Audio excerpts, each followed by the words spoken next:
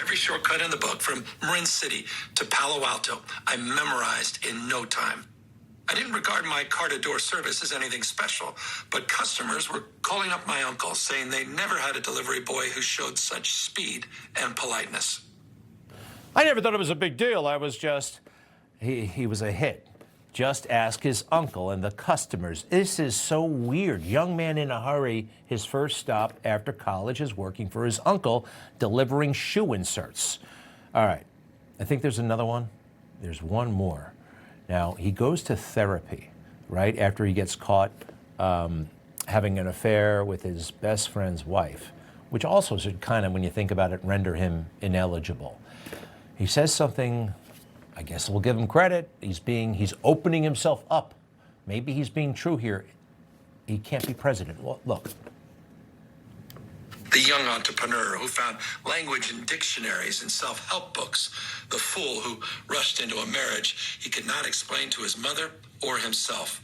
The single mayor who could not fathom all the flattery he was receiving and decided to subvert himself with an act of self-sabotage. He was receiving flattery.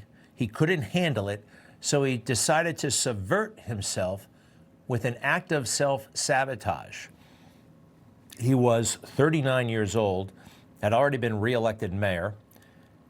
He blew himself up on purpose because of some hang-up he had about his dad and his rich uncle and whatever.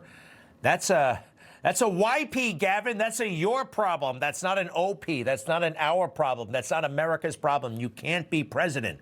Who's to say you're not going to do it again? You know, when Bill Clinton got caught in all that stuff, it left us less safe. And there's this, all right? When he markets the book, when he goes around, he's such a big mouth. And he thinks he's being smooth. Watch. It's the privileged side that people see, and they don't necessarily see the side of my mom and her struggles. And so I try to crack all that open because it's a way of cracking me open. It explains my anxieties, my uncertainty, my imposter syndrome. Imposter syndrome. I know you don't belong there, but now you know that I know that you know you don't belong there.